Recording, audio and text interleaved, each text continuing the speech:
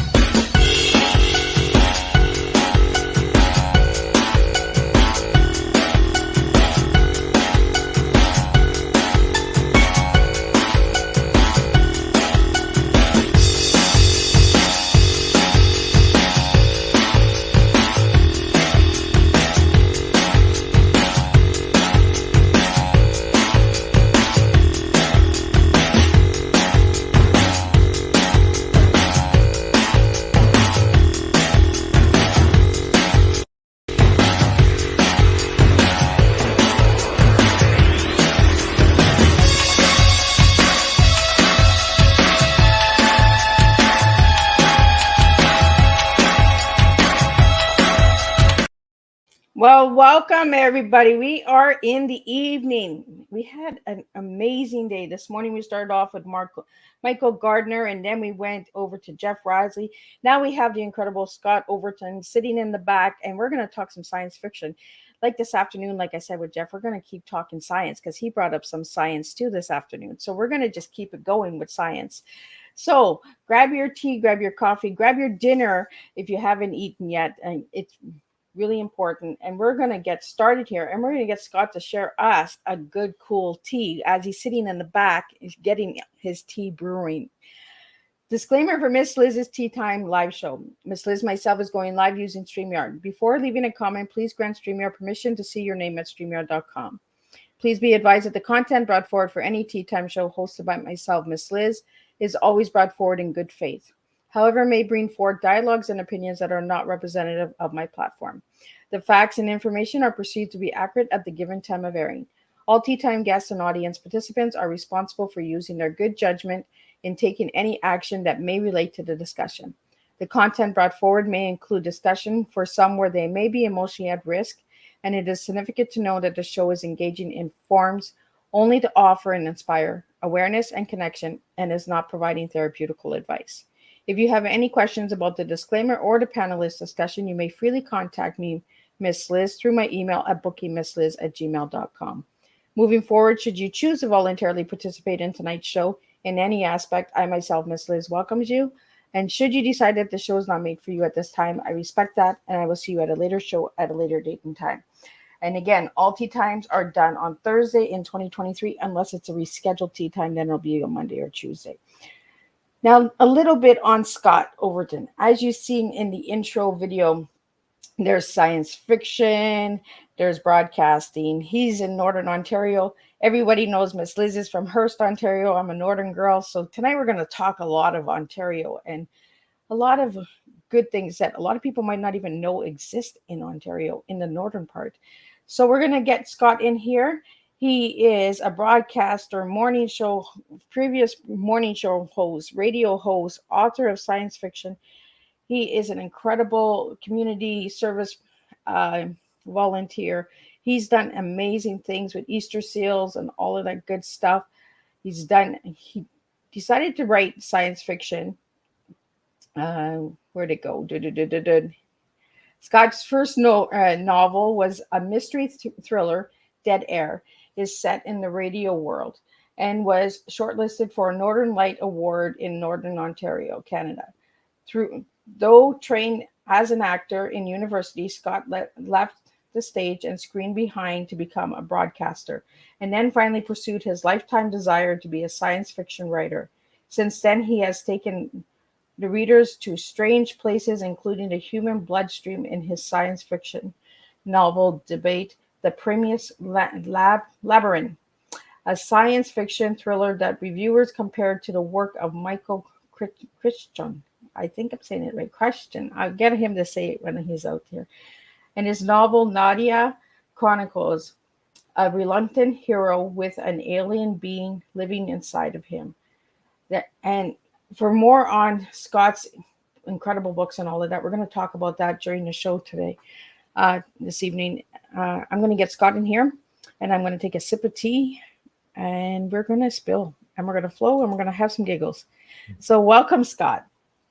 Well, thank you very much for having me, Miss Liz. It's great to be here. Today is just one of those days where I'm just off. I think I'm just rambling and I'm all over the place. I'm not sure what the heck is going on. I think maybe it's the moon. It's got to be a power moon or something out there. So Scott, tell us a little bit about who you are and as a little guy and who you are now. Well, you mentioned a lot of my background being in radio for more than 30 years altogether. But when I was a kid, I loved reading science fiction, and my father was a big fan of science fiction. So we would read the same books, and we'd have a big discussions around the dinner table around tea, because we'd have tea after dinner, and we'd be sitting around drinking our cups of tea and talking about science fiction. So that was a perfect lead up and preparation for us here tonight, Liz. I mean, it's a perfect fit. Right. As far as that goes, anything else, I guess I was like any kid, dreaming of spaceships and such then, but there's a whole lot more depth to science fiction than just that. And I also always loved nature. And so I always have been pretty close to nature when it comes to the way I've chosen to live through through all my years, really. If I could live on a lake, I would, and I have several times and am now. So, yeah. Well, before we went live, you were saying that you live on an island, right? That's right. I live on an island in northern Ontario, so it's kind of out in the bush a bit. And, there are challenges, but it's also an absolutely beautiful place to live. And we've got some privacy, and we've got nature scenes around us all the time, and birds and wildlife. So we just love it. So do you have to come in and out with a boat? I do. Yep. Everything that comes here has to be brought by boat. And then we have to make special arrangements for, winter freeze up and spring breakup and everything like that. We've generally stayed here for the past couple of years on spring breakup, but not stayed through on freeze up. So, that's one of those things. We leave while the lakes are freezing. You can't get back and forth. It's probably not safe to stay. But breakup generally is quicker, so we've stayed through. So you stay somewhere else when the ice comes? Well, basically, we go and visit family who are mostly in southern Ontario, and we spend a little time with them, which, it works out because Christmas is around that time anyway, and we would be going to visit. We just end up going a little bit early and stay with some of our relatives. Oh, well, that's pretty cool, right? That's the northern way. That's what we do in the north, right? Is we just we visit a lot, and we drink a lot of tea. A lot of people don't realize how much tea we actually drink. We're not really big coffee drinkers in the north. We drink a lot more tea.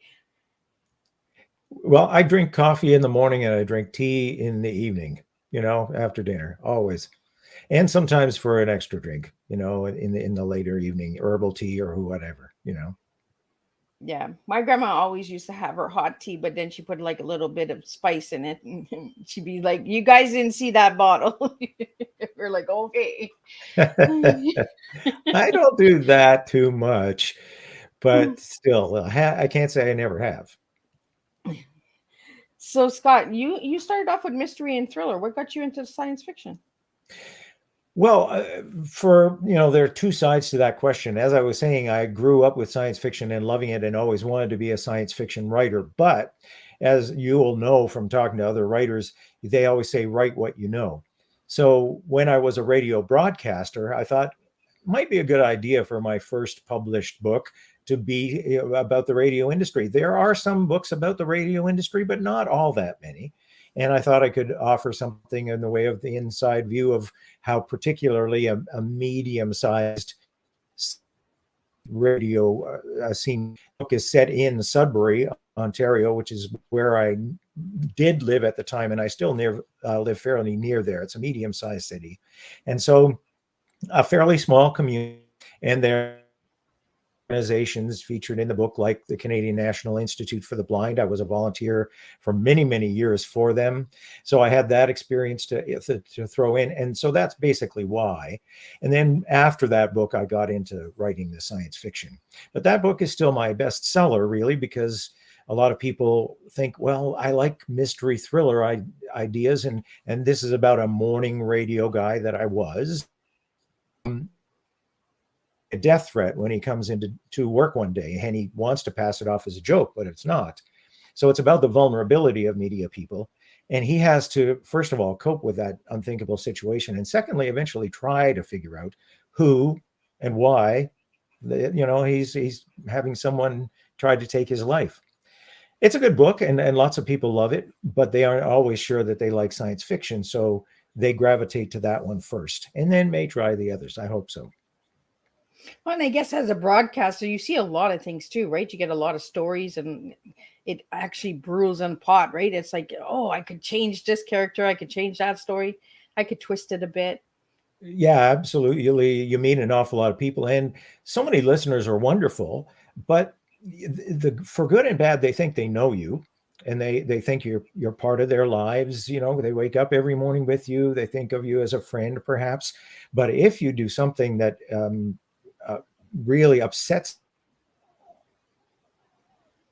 inadvertently, unintentionally, you offend someone, and then they got their back up. And if they have any issues anyway, anger issues or who knows what, it can be a problem. I never had any kind of threats like that myself, but I did know another morning man whose young daughter was stalked on her way home from school and such, and that's a disturbing thing. Yeah. So you've done broadcasting and you've done the radio. Do you find that there's a difference? Well, I don't do a lot of webcasting or anything like that. And what I was doing was private radio. So it wasn't the CBC, although I enjoy the CBC. Private radio, it was like what you think of as a private radio DJ, playing music and talking in between and running contests and taking calls from listeners and all those things. And you do an awful lot of public appearances, huge amount of public appearances if you're a morning man. It was all entertaining. I had, as you mentioned in the intro, I had worked, my specialty in university was drama, and I almost became an actor. I did a lot of performing at that time, and I kind of thought I could combine two loves of mine, music and performing, and get a regular salary out of it too, because there certainly isn't regular salaries when it comes to the acting world. And it worked out. I mean, it was a job. It had some points that weren't great, but there was a lot of it to love. So you were a morning show host. Would I know the morning show that you were on? Oh, I mean, that was just on a radio station in so I don't think you would know it. At that time, nobody was streaming radio shows online or anything like that. So it was just me. I was, it was the Scott Overton morning show on a radio station, first of all, called CIGM, which was a country station. It's no longer in existence. It has been sold and become a hot format radio station in town, actually. And then I worked with what you would consider an oldies station for a short while, and enjoyed that too. So, both were great. So you're a classic country guy, right? Well, I mean, I kind of hit the country radio scene in the 80s. And I don't know how much you grew up on country music, Liz, but, at that time, Alabama had just come around, and they were the first big selling country group. There were bands and singing quartets and things like that. But when it comes to groups or bands, like we think of rock bands, Alabama was the first big country one to hit it big. So they were around. Ronnie Millsap was big. There were quite a few of those artists at that time. Of course, Shania Twain a little bit later on. And Shania had been born in Timmins and went to school in Sudbury. So when she did her first world tour, she did the first two shows of her first world tour in Sudbury. And I got to kind of introduce the show, which was kind of nice. And, I had met her before that, but we didn't exactly at that point get a lot of access to her. So those were the acts. But then even getting in the 80s, you grew up still learning to love Willie Nelson and Merle Haggard and Waylon Jennings and meeting all those people, Tanya Tucker. Yeah, got to meet them all and introduce their shows, and it was good. Yeah, I'm the old classic girl. I grew up on Charlie Pride and Conway Twitty and George Jones. Tammy Wynette, like all the old stuff. And I listen to the new stuff and I'm like, that's not country.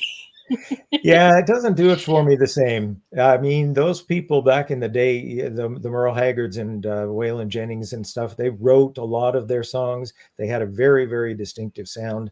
And now there's just a lot of it that does sound a little too much alike to me. But, times change. So who was your favorite artist? Who was my favorite musical artist? Yeah, classic country. Gee, that is a tough one, because I did love Ronnie Millsap. I also loved a band called Restless Heart, who weren't as big as Alabama, but they had some really great stuff. And there were a lot of others that were favorites of mine who were Canadian acts, like Michelle Wright and Patricia Conroy was very big. But the band Prairie Oyster were friends of mine too. So there were a lot of them in that day that had a lot of success. And we would see them fairly often, every couple of years or whatever, they'd be in town. So we'd be able to get a chance to get together. But as far as that goes, there were so many really good ones. Loved Garth Brooks, of course, Alan Jackson, Ronnie. I'm thinking Randy Travis. So many people would have loved Randy stuff. And it really was a lot of crossover material too that hit well. Yeah, great So acts. could you ever see yourself bringing a country artist into one of your science fiction movie novels? That has never crossed my mind. I never have thought of that. I don't know. That could work. I suppose you could find a way to make that work. Well, we had some really good legends back then. The whole concept is, the original, the kind of characters who's a real original, right? They live life their way and they tell it like it is. And, you can certainly see that kind of character fitting in almost any kind of story, really. Yeah. I always pictured somebody doing it with classic country artists like Spirits or something, like a good ghost story or something. Them coming back from, the Grand Ole Opry or, and then spaceships come. My mind is like all over the place, right? Like, but I'm just like, it can be done, can it? Like, well, there was that movie Cowboys and Aliens based on a graphic novel series, I think. I don't think country music fit into that in a big way that I recall, but you never know. You could try it again. You might hit something really big there, Miss Liz. Yeah. Well, you never know. It might be your next book, Scott. I'll have to think about it. You'll be like, oh, that Miss Liz.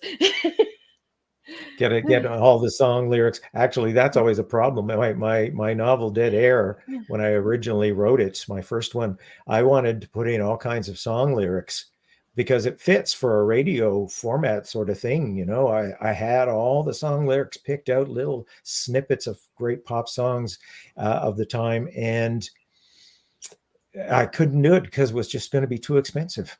You have to get the rights to every single one.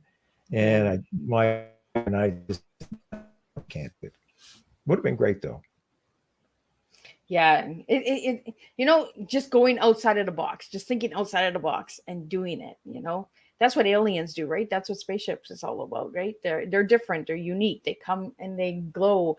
So I want to talk a little bit about your book, Scott, because you have a few books, but I want to talk about the latest book that you have out that's in the promo video.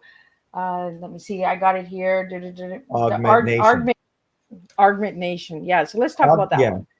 Well, augments, first of all, some people will know that brain-computer interfaces are a technology that has been developed actually since about the 70s. The idea being, if we could get machines that would read our thoughts, then people who have brain injuries or spinal cord injuries or other central nervous system injuries, then maybe are paralyzed, could control computers, they could control robotic prostheses or whatever it might be with their thoughts. So that has been in the works since about the 70s. Many people nowadays are familiar with Elon Musk's company Neuralink, because that is a high profile company working in that area.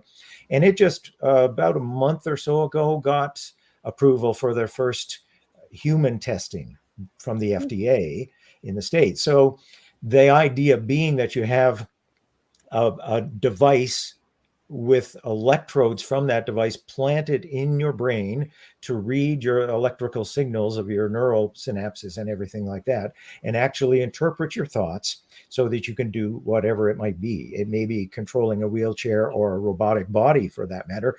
In my book, though, the main character, who is young, he's named David later or early on, and he chooses the name Damon when he becomes an adult. But he gets a brain augment of device of this kind when he's 14 because of a car accident injury, a brain injury from a car accident. And so it helps correct a condition that has developed from this injury. Well, he learns as it goes, and as they do firmware and even hardware updates, he learns to be able to do many, many different things with this ability, with this device. And I postulate that by about 2050, he is an adult in my story, it'll be a consumer item.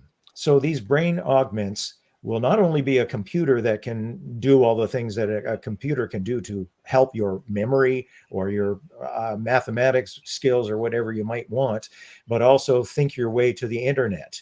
If you want to buy something, you just use, your thoughts, think about it. You're maybe going by a store, you think about it, you say, okay, I want this, I want to pay that price, this is the size I want, and it's done. Or using kind of something equivalent to Google Maps and Google Street View with your thoughts. And I really do think they'll become a commercial item, a consumer item, taking over from our smartphones.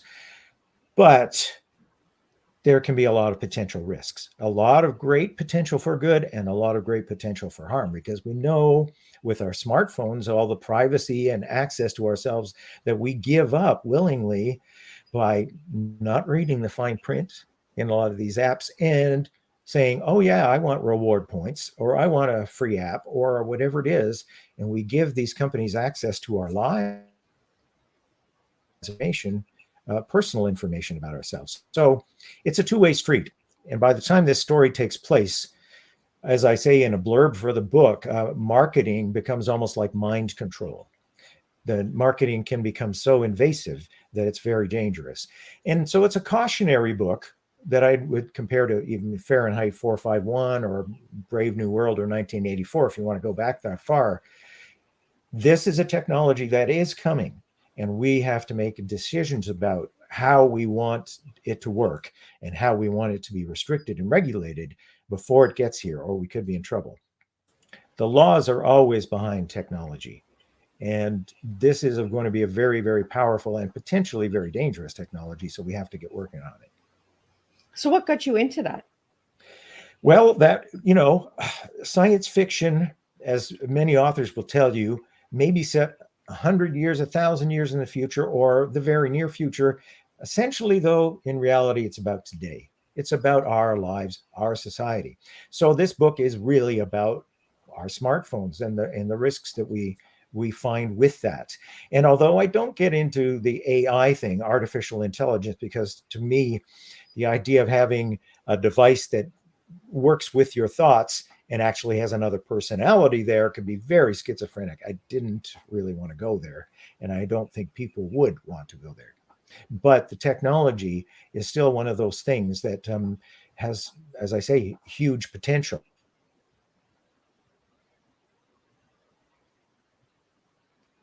They're doing with all their smartphones and their smart homes. I don't have any devices that are listening to me all the time. I have Siri turned off on my phone. I don't have any Alexa at home or, Google Home or any of those things. And people might think, oh, I'm a Luddite. I don't like technology. That's not true. I just don't like the idea that everything that's going on in my home is potentially being recorded, Mhm. listened to, shared with someone else.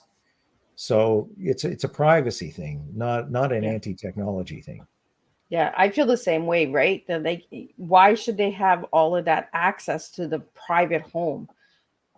You know, Yeah, and I mean, my daughter has the Google where she gets the lights turned on and she puts the music on, and I'm like seriously, can you not move around? Can you not turn the switch off? Like, you know, yeah, so I don't talk much when I go visit my daughter because I'm always thinking this thing is recording me and it's gonna probably do some blurb like Miss Liz has said this, da da da da da da da. So I'm just like, what we got? Give me a cup of tea.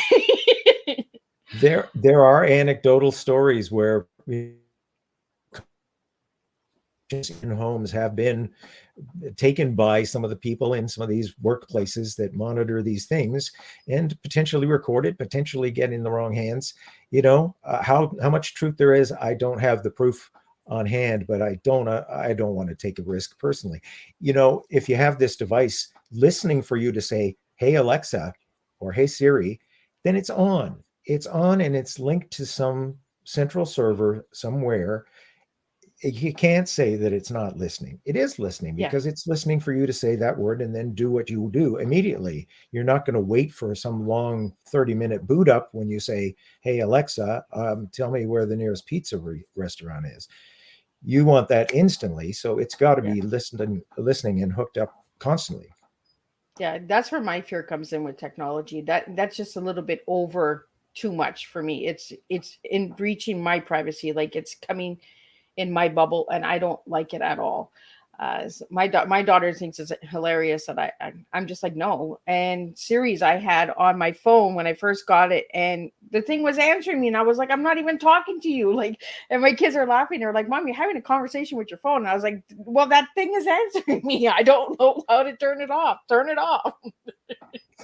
Yeah, I mean, your phones can do butt dialing all by themselves. You don't have to have something additional where it's just listening to what you're saying and might respond to anything you're saying that sounds like "Hey Siri" or whatever.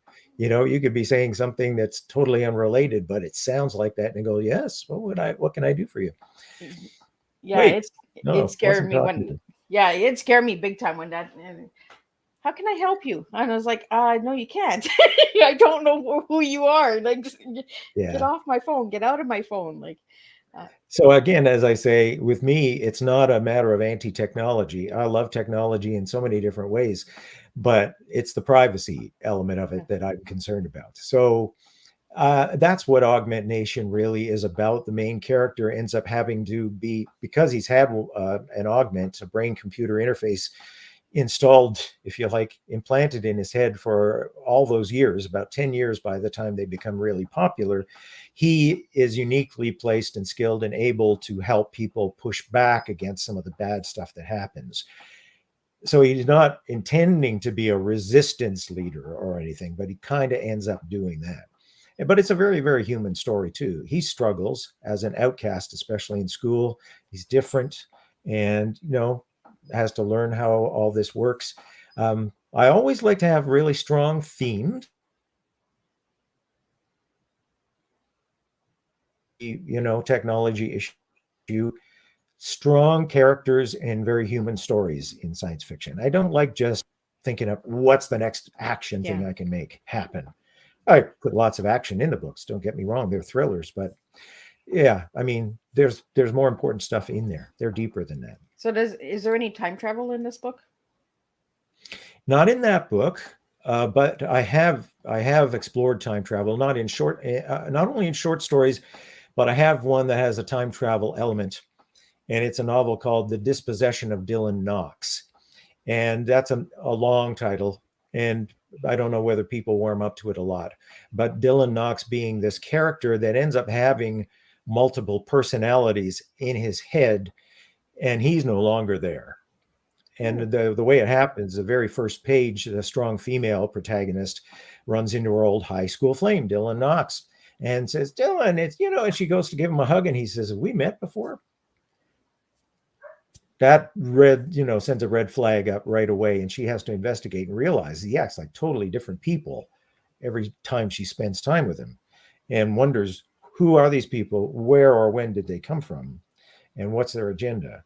And while she finds herself kind of falling for him again, who is she falling in love with? And is she going to have to betray him to the authorities as a security risk? So there's a lot in there too. And it's giving away a little bit to say there's a time travel element in there. But yeah, I have other manuscripts that haven't been published yet that have more overt time travel in them. Yeah, it's a great concept. Yeah. Well, I've written some short stories as well. I have a short story collection. I've had quite a few published in. Some of them are time and space oriented and technology oriented and dark or disaster stories. And some of the time travel ones, I have one where basically these people in a future where climate change has really ravaged things get on board this time train and travel back to our time and try to fix things little bits at a time to try to improve their own time. If they can fix what we did wrong, one day at a time, they commute on this train. They commute on this time train back to our era, more or less, and try to fix things so that their era has breathable air and stuff like that. It's kind of a cool story. It's almost like Back to the Future, or a little bit different.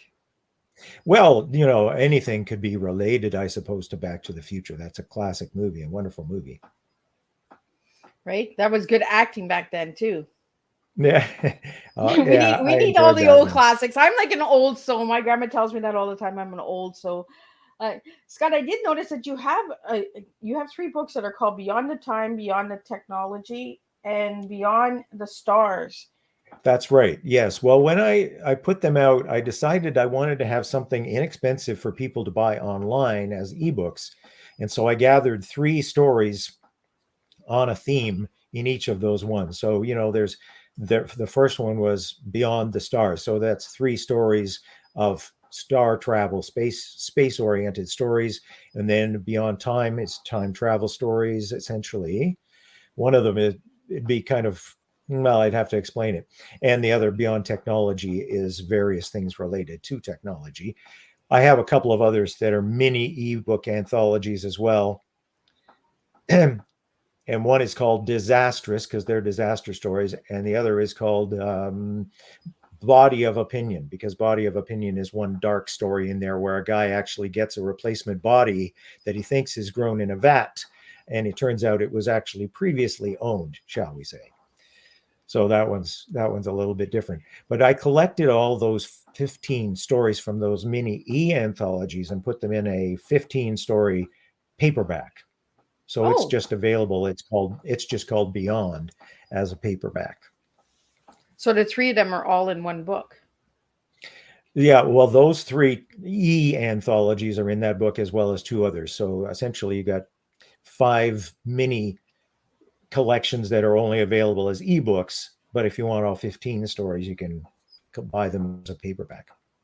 Oh, well, that's pretty cool. Yeah, and I noticed on your website, Scott, that you said for the price of a takeout, you could buy some books.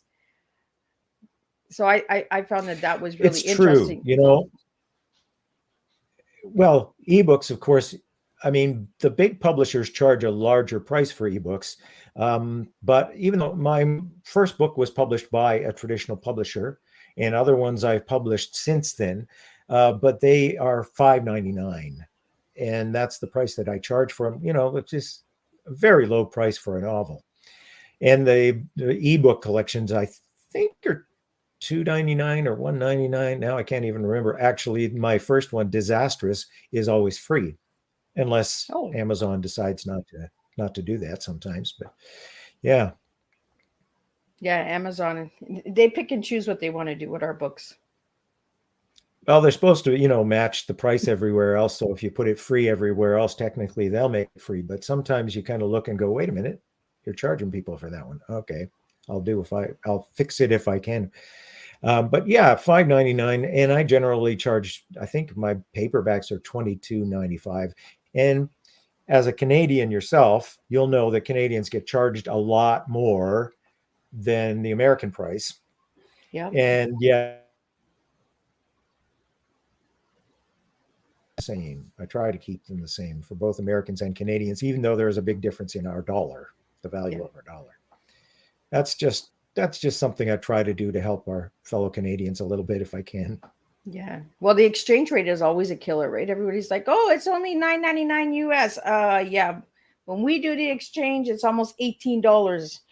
You know, Yeah, it's well, $8 more, $8 to $10 lately. Like the prices are ridiculous. The exchange rate, I think it should be straight across the board. Everybody should pay the same. yeah. Well, of course, there's the whole monetary trading market, Yeah. which I don't think should happen. I don't think you should be able to trade in a country's currency, but it's not my call, not my charge. So Scott, I want to get into your tea because we're already halfway through the show. So I want to get to know what your tea is. So if I give you the letter TEA, what three words would you give me starting with those letters? Hmm. Yeah. Well, the E I could be certainly entertaining, and the T could be thought provoking. That works because I try to make all my work both thought provoking and entertaining. And the A could be action because there's certainly action in them. Um, Maybe that works. I, Yeah, I guess that could work. that does align with what you just said about your book, right? Is the thoughts It and does. that. So yeah, see, I told you you would get it. That's just how easy it is when we just let it flow like a good cup of That tea, right? works. Yeah. Well, I think the best science fiction is thought provoking. Like I said, big issues that relate to our own lives. And they should get you thinking. They can be Yeah. entertaining, they can be escapist. Sure, have fun with them, no doubt about it. But at the same time, they should also get you thinking because they really start with that. They start with a what if. What if this was the case? What if we could travel through the human bloodstream?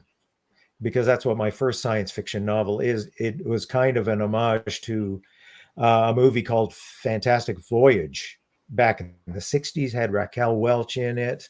And it was a really, really good science fiction movie. But it had a shrink ray. So they shrank a submersible and then it traveled through the bloodstream. I thought shrink rays aren't going to happen, I don't think. So how would you do it? Well, with nanotechnology, they are actually making devices that they hope to be able to control in the bloodstream to deliver drugs to a specific site or instrumentation to a specific site. And all I did was actually postulate a real submersible type thing that's controllable like a submersible in the ocean. And the pilot controls it through virtual reality. The problem is when he links to it by virtual reality, he feels like he is the submersible and he's in that body and in that bloodstream. And there's a time dilation effect that makes him eventually have problems distinguishing between one reality and the other, which is the real reality for me. And one of the characters, a psychiatrist, says, when you're in there, that is your reality. So that's one of those things where it's a what if? What if we could do this? What if there were multiple personalities in the same body? What if we had a computer augment that read our thoughts and could connect to the internet? But what would be the problem with that? So, thought provoking. There we go.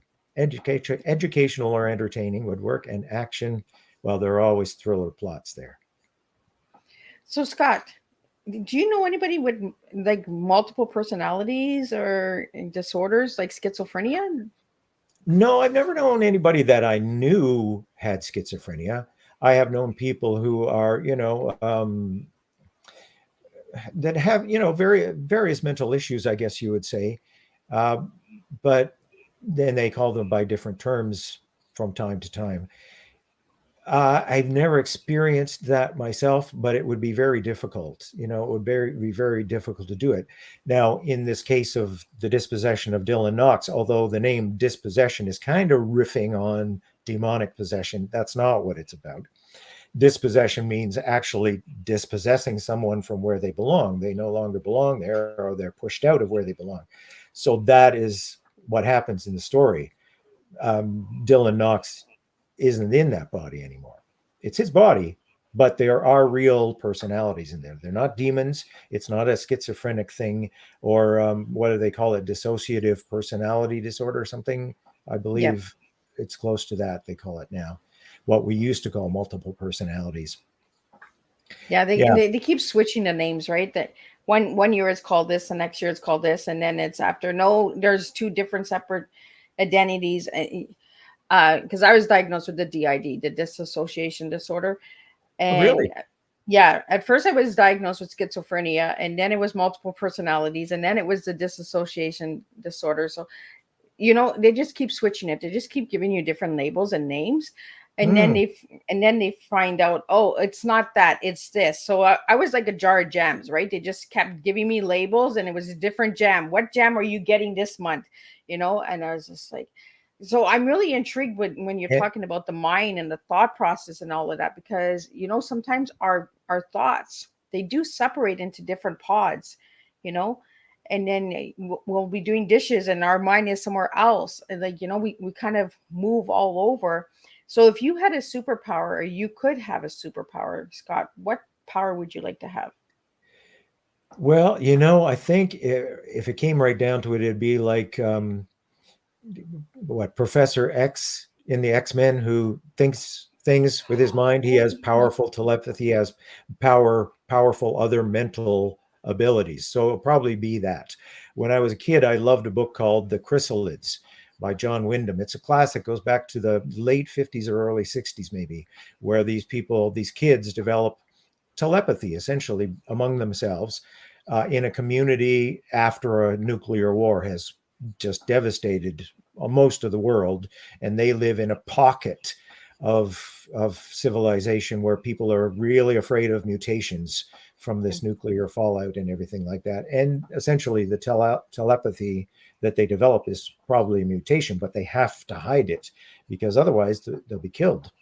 So I loved that book, and I've loved almost any kind of story that related to that sort of thing. And I do have, I mean, Augment Nation even kind of features a sort of pseudo telepathy, if you think Okay. about it, because if you get two people that have mental computer augments and they're connected to the internet, well, we text each other now, we FaceTime each other or Skype each other now. Maybe you could do something mind to mind like that. So that would be the superpower that I would choose, I suppose. Now, my novel Naïda is about a guy who's scuba diving in a lake and finds an ancient alien artifact. It's thousands of years old, but there's Oh, still one thing alive in it, and it enters his body, and it's an alien being. And from then on, they have to learn to coexist and communicate. But it does give him some special abilities, particularly in water. So that's a kind of a cool one too. I wouldn't mind having the superpowers, the enhanced powers that this character has. But again, the drawback is he doesn't know what the alien's agenda is. They have to learn to communicate and coexist because they're in it for life. That's it. There's no leaving. And he thinks he might have triggered an alien invasion. And also, who did you tell if this happens? Who could you tell? No one, because you would be a lab rat for the rest of your life. So that's where the human story of that is. But of course, there's also a thriller plot too. so Scott, do you believe in aliens?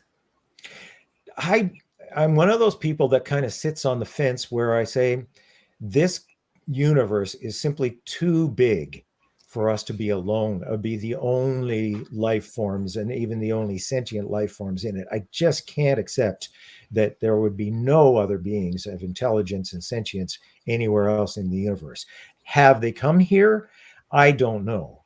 I can't really say that because the physics are just so Yeah. challenging to be able to travel between the stars that I don't know whether that's going to ever be possible in a realistic time frame. So I can't say that, but I would definitely be accepting of the idea of other extraterrestrial beings out there. I just don't see how there could not be.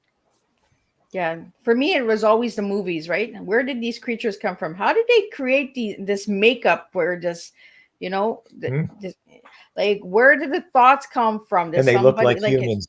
right? Like, it always had me Right. questioning. I always questioned a lot, especially when I watch science fiction movies or movies that have a lot of makeup where they make like aliens or another creature like Avatar.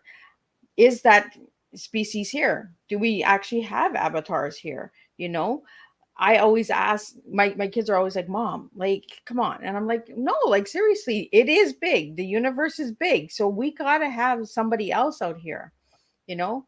And we get these weird Yeah. energies sometimes that maybe something's around us and we don't even know. Well, I am also, open to the idea of other levels of reality, other levels of existence that we can't perceive. What they are, I don't know. Is it a multiverse? Well, I have some issues with the whole concept of the multiverse. It depends on how you define it, because there are many possible definitions of the multiverse. Not all the Marvel ones, or Spider-Man in the multiverse and everything like that. But I am willing to accept that. I don't know about aliens being among us. Some people are convinced that there are aliens among us. I'm not sure. I mainly because I'm not sure why they would have hidden so long, why they would have kept themselves from us for so long. Um, then there may be a reason. Maybe there really is a reason. Maybe they figure we totally aren't ready for it, and they could be right. But that's probably one of my hangups as far as believing whether they could be here, and the distances involved, the physics involved. I love the idea of Star Trek's warp drive, where you can get in Right? your ship and be in Mhm. another solar system in a week or a few days. The physics just isn't there yet, and it may never allow that. Yeah. I always question everything, like when I see a movie or I see a film or I read a book and I'm just like, how did you guys get that idea? Like, was it in a dream? Did you see another show? Did you read it in another book and you're like, oh well, let me add just a little bit of spice to it. It wasn't fast enough, let me get a little faster. They didn't travel enough, let me travel deeper. you know like, where do you get your ideas from for any of your books, Scott? Where do I get them from? I all over the place. There is no single one answer. Sometimes something I'm reading or seeing or watching, will trigger an idea. But again, like a what if? What if you did this? What if this happened? I've got a book coming out that I think will be out within the next month. I haven't been Oh, able to. I haven't quite finished with my editor on it, and I hire a professional editor to go through it very, very thoroughly. So it's as good as anything on the shelves. And we're not quite finished, very close. So it'll be out before, I think, the end of September or early October. And it's called Indigent Earth. The idea of that one is the one percenters, the rich people, the powerful, abandon the earth because it's been so damaged with climate change and pollution and everything else you can think of. They leave it, they abandon it and go and live in space colonies that they tell everybody are going to be interstellar spaceships, but they lied. So they go to live in these space colonies out about the distance from the moon, promising to come back to the earth within 500 years to whoever survives that long, left behind.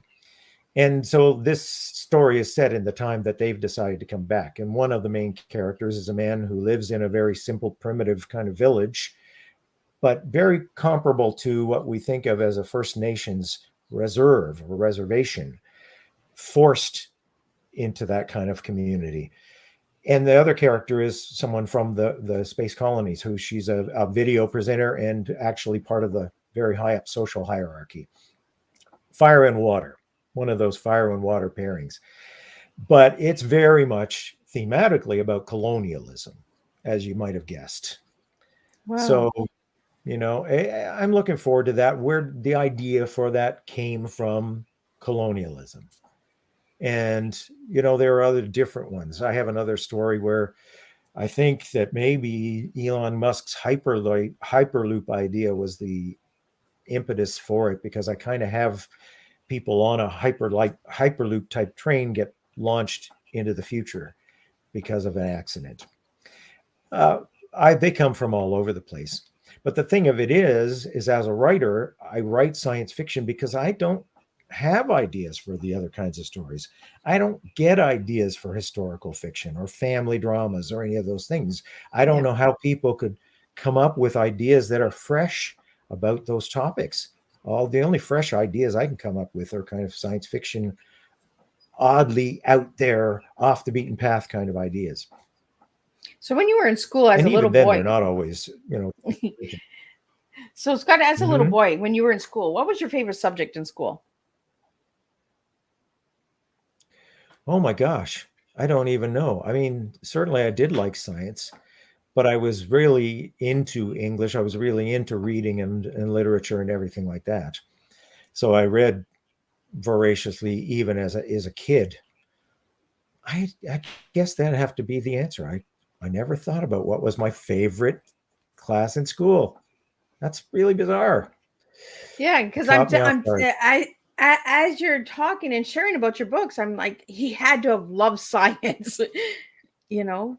Yeah, I mean, I certainly did. But again, it was the science fiction element of it. It's the what can be done with this? It's not Yeah. just, okay, this chemical added to this chemical makes this compound, but what can you do with that? Yep. If you're coming up with a technology that can read your mind and read your thoughts and control devices, what could eventually be done with that? How far could you take that? And that was the kind of thing that fascinated me and why I got into reading and writing science fiction. Well, it's like you said, right? There's more than just the chemicals, putting the two chemicals together and having a reaction. Science was also the numbers and the alignments and the dots connecting. Like you had to have certain things, and you had to dissect things. Like you had to pick the brains of a frog. Like you had to dissect the Yeah. frogs. Well, So you think about that, so many things are so amazingly complex. And if they were a little bit different, they wouldn't work. yeah, From living things to, physical processes to our whole ecosystem, really, as we're yeah. learning to our dismay. You mess up something in one way, and this entirely complicated system can be thrown off balance. And as many people have said, if one little component of physics was different, our whole universe wouldn't exist. It would be all hydrogen atoms. There wouldn't be any heavier elements of which we are made. If it weren't for stellar explosions, novas, supernovas, things like that, there wouldn't be any heavy atoms of which we are made, carbon compounds and things like that. And if things were just a little bit different, if the rules of science and physics were a little bit different in the universe, there'd be nothing but this hydrogen gas throughout the universe, nothing else. So Yeah. it's fascinating when you get down to how things are made, how things work, what makes them tick, whether they're living or physical or mechanical. It's always really interesting. And I still get off on a lot of that reading nonfiction books about all those things. That's really cool. So, Scott, I asked you to give me one word to describe yourself as an individual, and you gave me unconventional. Unconventional. Why that word? For a lot of reasons, I think. I mean, not that many people would be at my age of life trying to be making a career in writing. I do live on an island, which, is not for everybody. It's kind of strange. Even my radio career was certainly not the mainstream sort of thing. And there are just a lot of different ways. My wife and I, when we first got married, we went off to live in a school bus that was converted as a camper to go and find some place in the bush to go live. Didn't really work out, but that was the kind of people that we were and still are. So yeah, just kind of unconventional. And not everybody would say that, I think, if they knew me, because of course you're putting on this business like persona when you're in the business world, you're Yeah, making public appearances or whatever. But I would say that it's a fairly good one word description anyway. I like it because it does describe you. It's just like your tea. It describes you to a T, you know. Hmm. So I asked you your favorite color, and you gave me the color royal blue. Why blue? I thought about that. I mean, it's a rich color. I love the blue of the sky. I love the blue of the ocean, the blue of lakes, blue of water, all of those things that are really, really peaceful and calming to me and speak of nature to me, I suppose. I also love green vegetation, and yet I wouldn't have picked green as my favorite color. So I don't know. I guess I think it must be the sky and the water element that just appeals to me so much about blue. Well, and you live on the water. I do, yeah, and I've always loved it, and I loved it underwater too. I mean, I had my wife and I don't scuba dive a lot anymore, but we used to, and I just love it. I think that, yeah, first of all, I encourage everybody who can to snorkel because with the dive mask you can see underwater, but then scuba diving itself, it is a whole other world. Northern Ontario lakes don't have all that much to see, but if you're going to someplace like the Caribbean and you go on a coral reef, I'm telling you, what's under the water can be much more beautiful than even all that gorgeous, gorgeous foliage up above, all the flowers and trees and everything, because they are just spectacular coral reefs. And so, yes, I love water. There's the short answer. There you go. See, it all aligns. This is what it is, right? Our tea all aligns without us even realizing that it aligns. The colors, the words, the descriptions, and I kind of figured science, but I think you like history too because you like to go back in time, like you have the time travel. So there's got to be some history liking as well. Well, it's interesting because there must be something in there too. I do read historical fiction. I just don't write it, but I do like to read it. And my daughter is a medieval historian. You've spoken to her Yeah. on the Teatime podcast. Her name's Danielle Sobolski, and she's called the 5 Minute Medievalist. She has a popular podcast on medieval subjects too, and maybe she got that through me too. Maybe it's genetic. I do love history too. Yeah, I kind of figured you did. And I remember Danielle, like when before we went live, we were talking about Danielle, and it was like, oh, it's a small world. Didn't know she was your daughter, but married and different names and all of that. And that's what I mean. Like you just never know who you're going to meet, right? Things happen, and everybody can Mhm. go and check out Danielle's tea time as well. It's on the YouTube channel, and check out Scott's. It's kind of nice that I have father and daughter without even knowing that I was going to have father and daughter. So I like these surprises. It just brings it more home style for me that I had a daughter and father on the show. Well, and she enjoyed being on your podcast too. So she said, "Oh, you'll like her. Yeah, she's nice." Well, I try to be. I have my days. So, Yeah. Scott, if anybody would like to get your books or anything like that, where can they get them? Where can they get the books? Yeah. Well, they can find my books anywhere. I mean, they are available through any online book outlet. The books are available in any kind of e-format. They're available. I think we're breaking up a little bit, perhaps because my bandwidth is an issue here on in a remote location. So I'll maybe repeat that. The books are available as ebooks everywhere ebooks are sold. Kobo's, Kindle, anywhere else, Apple, Barnes and Noble, you name it. Even through my own website, scottoverton.ca, I have an ebook store. It's just a little bit more hands-on getting the books from my site to your e-reader. But they are also available print on demand anywhere. They aren't stocked in many bookstores, but they are available in paperback form pretty well everywhere. So you can buy them through Amazon or Barnes and Noble or wherever. In Canada, Chapters Indigo, you'd have to order them. That's all. Awesome. So before we wrap up, Scott, we have less than a minute here. I want to put a shout out because you also have a podcast and it's called The Dead Air. So if anybody would like to tune into that, where can they get that? Well, that one's just available where podcasts are found, but it's simply my novel Dead Air in podcast form instead of a complete audiobook. I just recorded it slightly more episodically.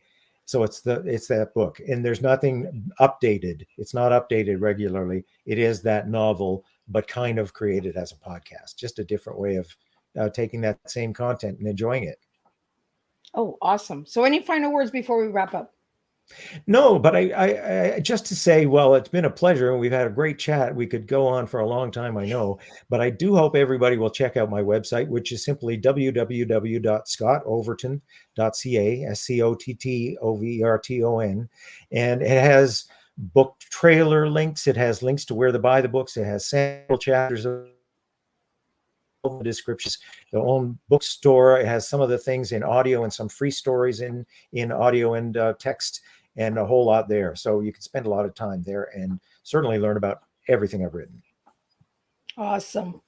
Well, I want to thank you, Scott, for sitting and having tea with me. And it's so an honor that I got to meet your daughter and you as well. I will be back next week, same time, same place, next Thursday. But we have a little switch up next Thursday. So pay attention to Miss Liz's Facebook page, because there's going to be a little surprise coming. And there's some more good news coming for all of the Tea Time guests that have been on Tea Time in the last 4 years. So there's lots and lots of surprises coming. So stay tuned. Check out Miss Liz's Facebook page. Check out the YouTube channel. And check out the website, www.misslizsteatime. And again, Scott, I really want to thank you for sitting and having tea with me tonight. And for all the viewers and listeners out there, I thank you. Without you guys, I would not be where I am today. So thank you so much for that. And stay tuned, because there's lots of good news coming for Miss Liz and all of the guests in the future.